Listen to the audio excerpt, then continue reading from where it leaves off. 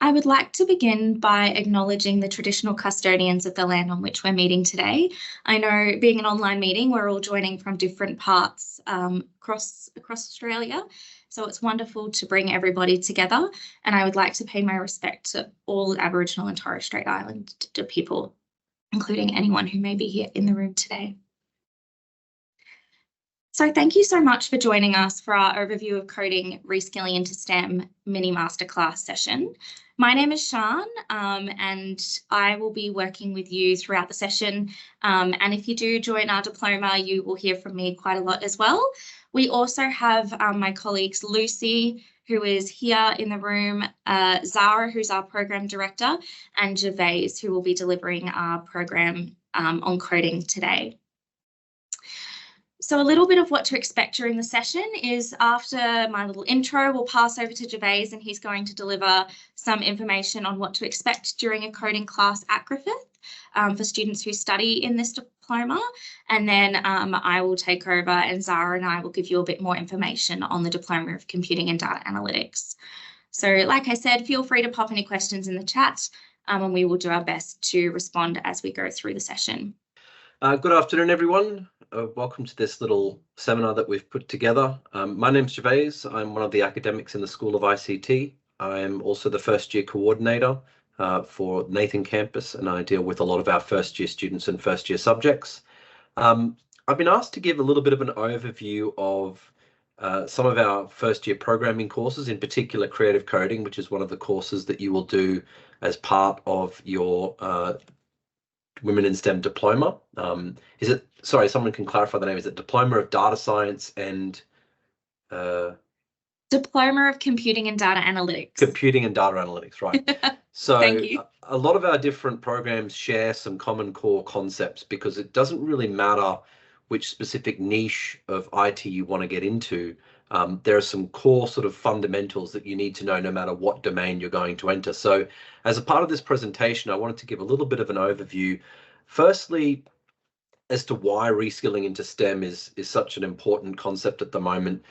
Most of the fastest growing occupations require STEM skills, and we're starting to see STEM skills spill out into other domains. So it doesn't matter if you're sort of thinking about doing agriculture or business or various other application areas. A lot of them are demanding at least some basic STEM skills in order to get jobs in those spaces. And more specialist STEM skills unlock more opportunities.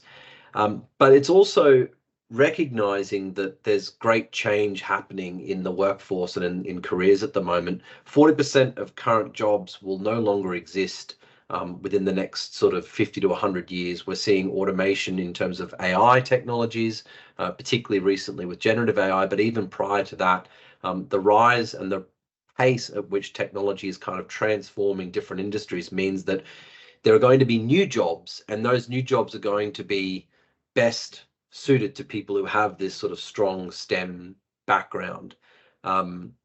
And so there's another statistic there saying that 71% of Australian employers identify STEM employers as their most innovative. So a little bit on to why programming is such an important sort of skill, and why we make it a core course in many of our programs. In fact, I think all of our courses in the School of IT, doesn't matter which subdiscipline you're going into, require programming. I'm going to play this YouTube video. Now, this is a little bit old now. I think this is coming up on something like 10 years old, or maybe a little bit less. And it's amazing that even maybe 8 or 10 years ago, this was still really relevant then, and it's still relevant now. I don't think that this message has changed too much. So fingers crossed this works. I don't know about live streaming a YouTube video through a PowerPoint, but let's see if technology is going to play nice with us. Can you see and hear that? It hasn't started doing anything yet. Can you hear that? I was 13 when I first got access to a computer. My parents bought me a Macintosh in 1984 when I was 8 years old. I was in 6th grade. I learned to code in college. Freshman year, first semester, intro to computer science. I wrote a program to play tic-tac-toe. I think it was pretty humble beginnings. I think the first program I wrote asked things like, what's your favorite color?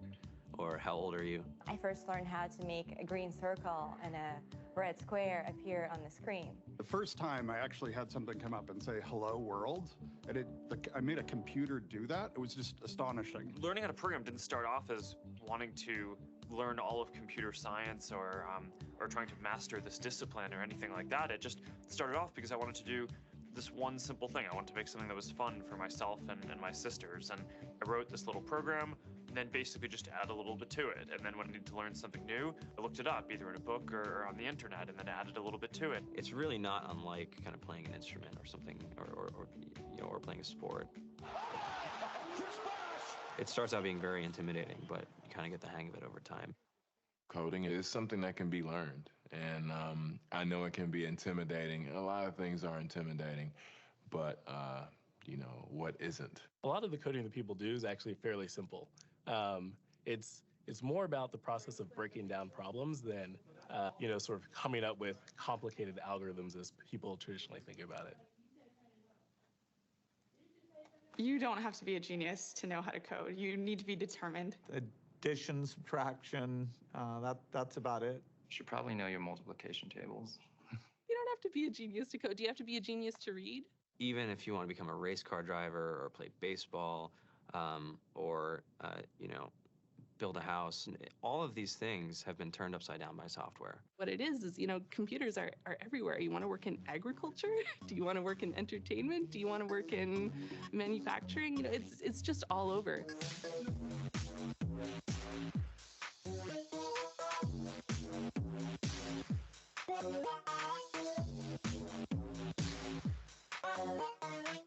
Here we are, 2013.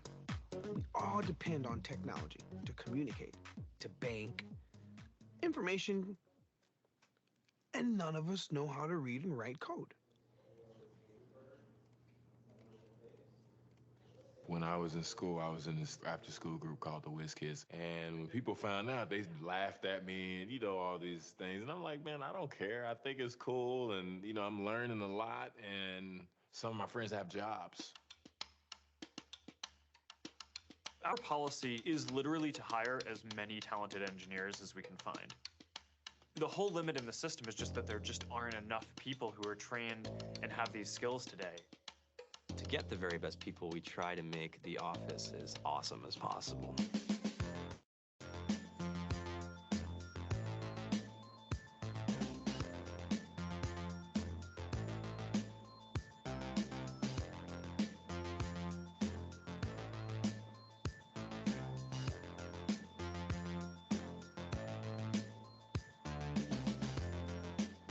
We have a fantastic chef.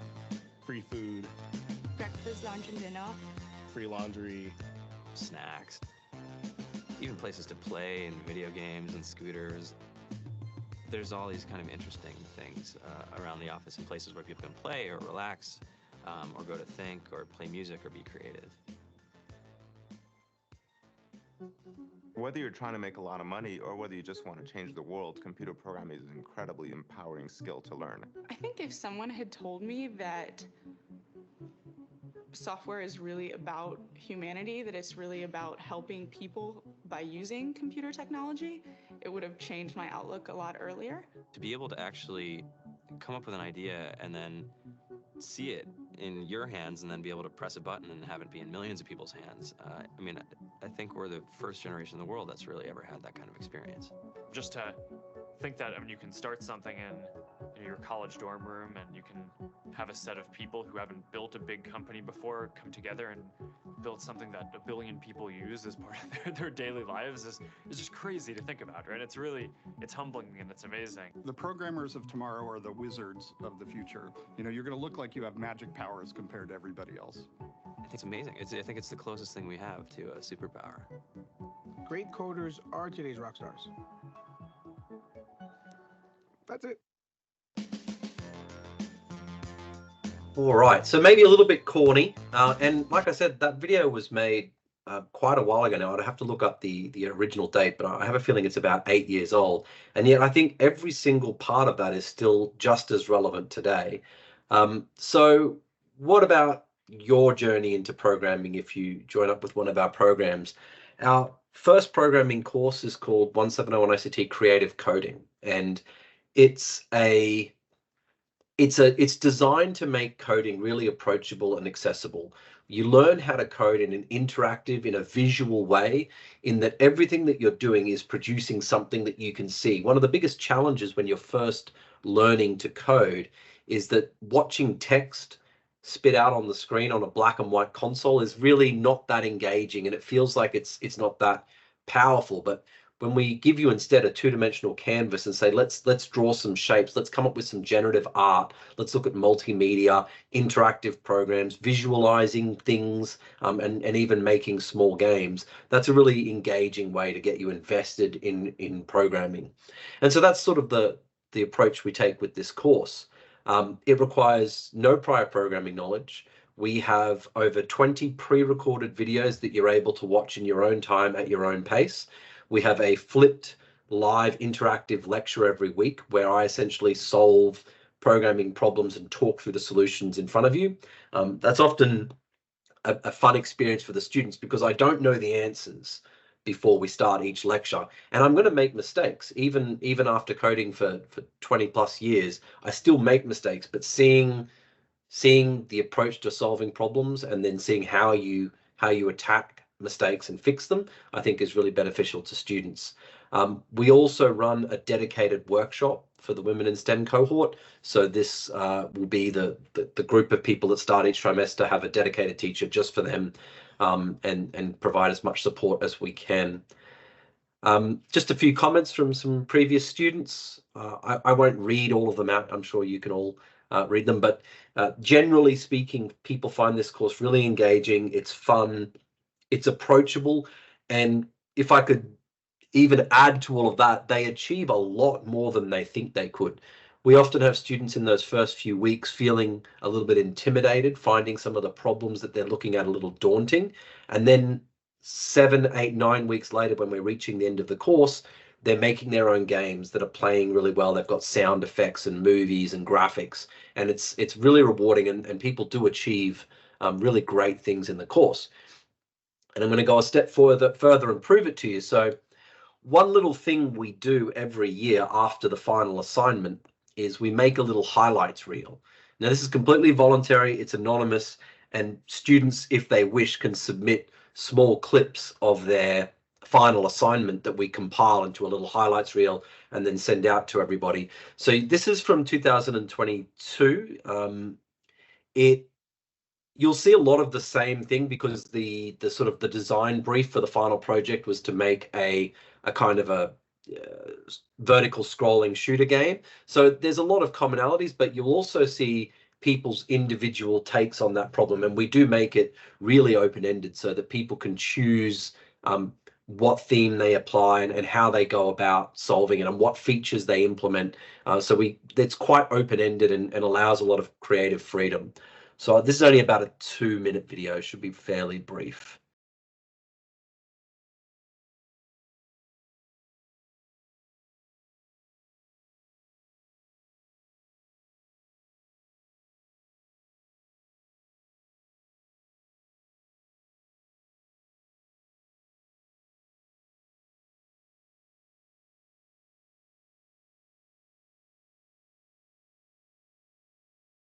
And these are all just the different games, and they're all slightly different. They've all got their own little spin on it.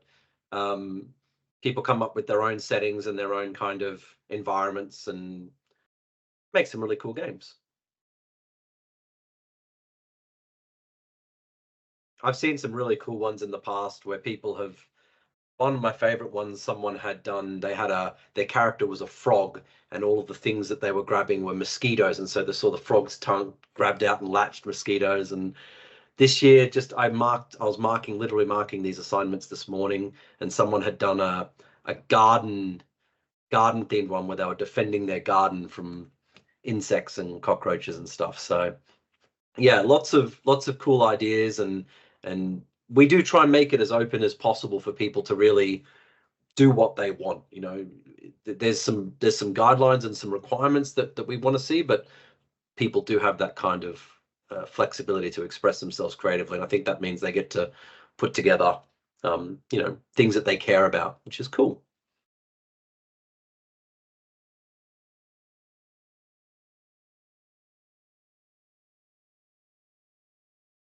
So just as this sort of finishes up, that's pretty much all I wanted to present. But I did want to leave a lot of time, and I hope I didn't run too long. I wanted to leave as much time as possible to answer any questions that you might have about the course or about studies in general at Griffith, or about the concepts that we're teaching. If anyone has specific questions around the course content or the languages or the frameworks or anything like that, I'm happy to go into more detail. So yeah.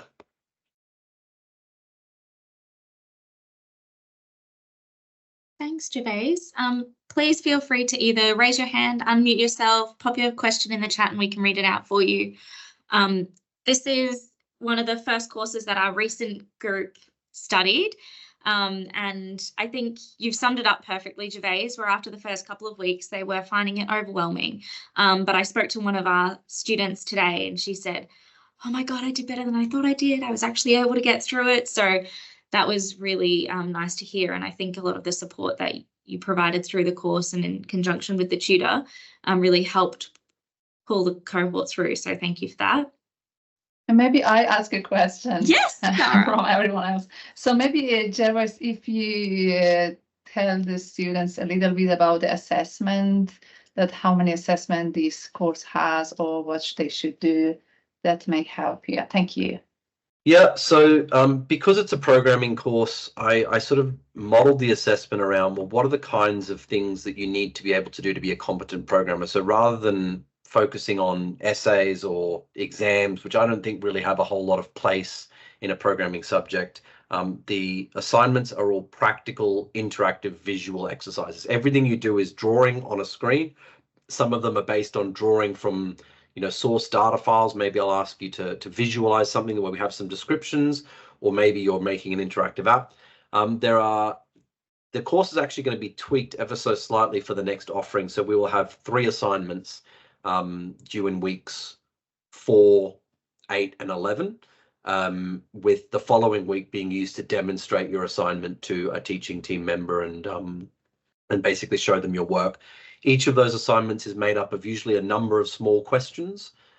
They get bigger as the course progresses. So the last assignment is just that game that you were just seeing there. We change the game every year so that there's a bit of variety, but the previous assignments tend to be made up of sort of small to medium-sized programming questions involving creating some kind of interactive artwork, visualization, or multimedia application. Everything's practical. There's no written component to this course. It's purely writing code. And like I said, we do start assuming that you've never written any code at all in your life. And we literally start from the absolute basics of drawing a square, drawing a circle, things like that. And then by the end of it, you saw exactly what they were able to do after 12 weeks. So there's some work involved, and there's definitely some time investment required from the students, but it is approachable, accessible, and it is designed for anybody to be able to get through the content. Thank you. Oh, wait, would it be possible to complete this part-time if you've got a day job?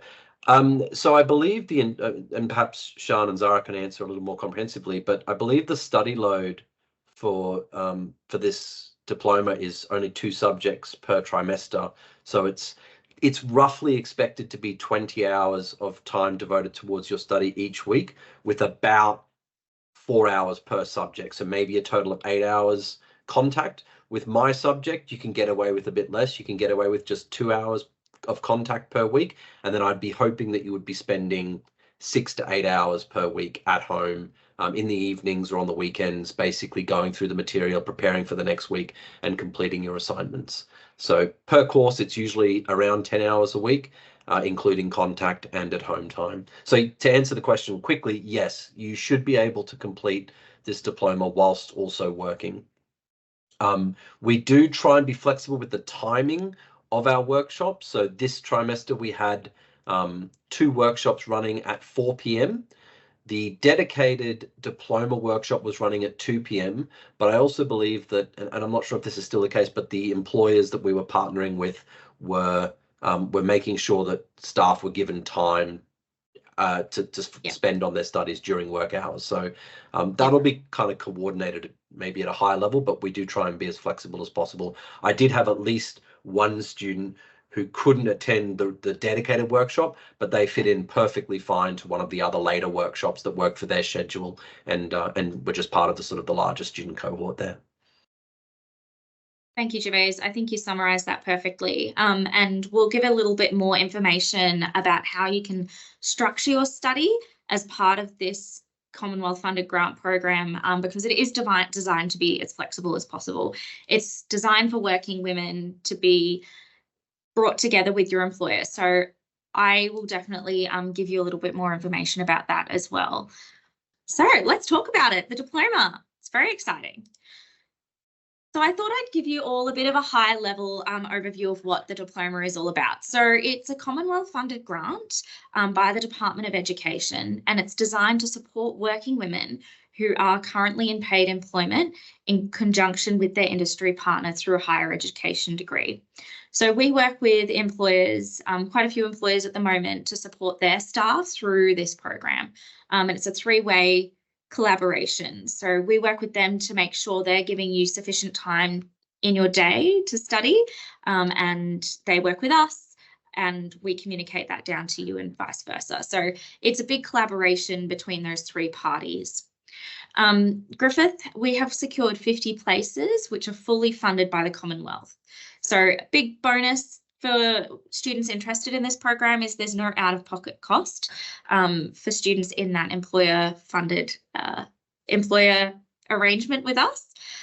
We have 50 places in total. There's a few left, so if you haven't already applied, there is still time to do that, and applications are being assessed by admissions department as we go through that process.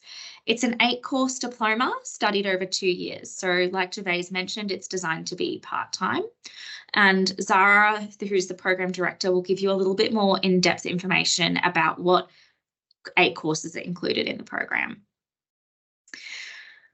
So like I mentioned, it is designed to be flexible, and this is a female-only cohort. So all of the women in the program are working women in the same sort of, with the same career aspirations, and we all are here to support each other. So there's a lot of women who have never studied a STEM program before, others have studied it before, and they're using this as an opportunity to refresh. So there's a big range of women in the program, but they're all here to support each other, moving through the program together. And we do have those women in STEM only workshops where we get everyone together, can work on your assignments and deliver that workshop content as a cohort. There is the option to be in the broader cohort with other students as well, but we like to keep some special space just for students in this program. There are entry requirements to enter this program, and they're all available on the website. But the most important thing is that you're a female, currently employed, and your employer has to be willing to support your nomination and participation in the program. So if this is something that you're interested in and you're not sure if your employer is engaged with us, feel free to reach out to me. Like I said, I'll put my details in the chat, and we can explore that.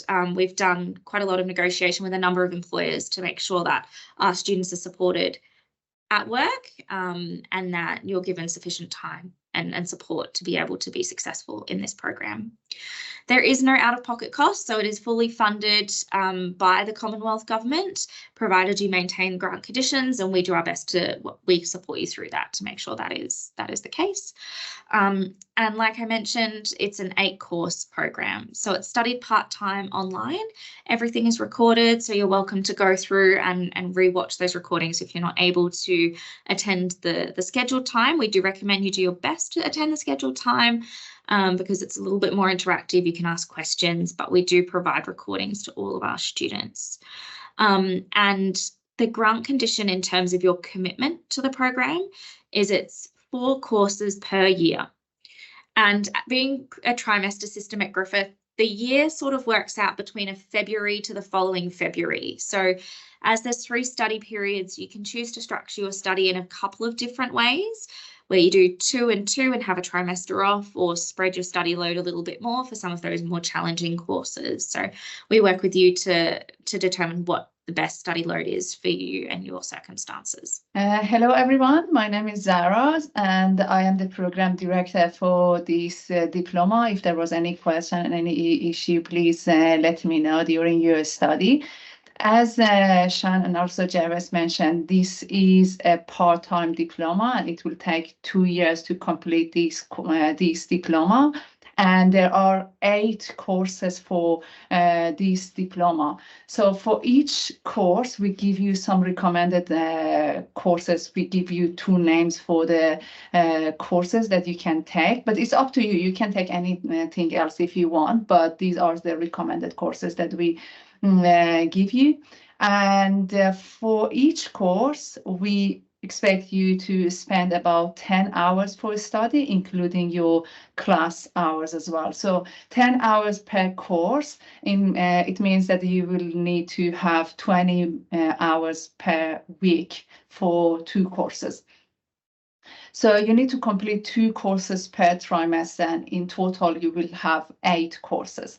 And these are the list of 8 courses that you need to complete for this diploma. So there are 8 courses. We start from professional ICT practice. So in this course, you can learn about the concept of IT and IT environment and the general concept in this area. But what we deal in IT area, we are dealing with huge amount of data. So everything nowadays is generating some data. So we have big data. So we should learn how we can convert this raw data to information, and that can be used for decision making. So you will learn about information system. And the next topic that will be covered is about cybersecurity. So what can we do about privacy, security of our data? That is something that you learn in Introduction to Cybersecurity, and also you will learn about data management in data management course. But other 2 important concepts that will be covered in this diploma, one can be about coding. As Gervase mentioned, we need to do some coding to manage this data, and also AI is very, very important concept that we are dealing these days. So you will learn about AI, creative coding, cybersecurity, information systems. All of these courses will cover these basic concepts in IT. And these courses may be delivered in different trimester. And as I said, we give you 2 recommended courses each term. So that is it for this page. If you go to next one, please. Thank you. For each term, you have 12 weeks. So first you have 4 weeks, and then there is a break week, and then after that you have 8 weeks. And there are different number of assessment for each course. For example, this is an example. For this course 104 ICT, that is the ICT practice, it has 3 courses. Sorry, it has 3 assessments, as you can see. Assessment can be different. So some assessments are practical, some assessments are research assessment. So it depends on the convener that what type of assessment she or he wants to have for that course. So for example, for this one, there are 3 assessments, and these assessments have different due dates. So you need to check your Canvas all the time to make sure you are aware of the due dates. So I think, and okay, so another thing that I should tell you is that for each course, there is 1 hour lecture and 2 hours of workshops. Everything is online and everything will be recorded. So even after class, if you cannot attend the class, you will have access to the recording and you can watch in your own time. We've got a couple of really great questions that have started to come through, so thank you for that. Eden, so it's a 50 places allocation in total. There's about 20 places left, give or take, at this stage, I believe. So we've got a number of students due to commence in trimester 1. We anticipate an additional entry in trimester 2. We anticipate an additional entry in trimester 1, 2025. So if you're not ready to kick off your studies commencing trimester 2, which is a July commencement, there is still time there, and we anticipate there will still be places available for trimester 1, 2025. So we can provide some more information about that, Eden, if you're interested. And the next question is around how the program is delivered. So yes, it's a completely online program. You don't need to travel to campus. I know in Gervase's creative coding, we had one student where the online workshop didn't quite work for her, and she attended her lecture and workshop on campus. So the option is there for you to come to campus if you live nearby and if that works for you. However, it's primarily delivered online, and the Women in STEM only sessions are delivered online as well. There is still time to apply for trimester 2 if you're interested in kicking off sooner rather than later. Trimester 2 commences in July. So applications close, I believe, on the 24th of June. So there's still some time up your sleeve. I've popped a QR code up on the screen, so that will take you straight to the website. But I'll pop the Women in STEM website into the chat, which gives you a little bit more information as well. If you're not sure whether your employer is engaged as part of the employer agreements, please let me know. I can check, and if they aren't engaged, we can have a conversation with your employer to see whether that's something they would be open to supporting. We've got quite a good bunch of employers engaged, and most people seem pretty open to upskilling their staff. So please do feel free to reach out to me if you have any questions or any further information.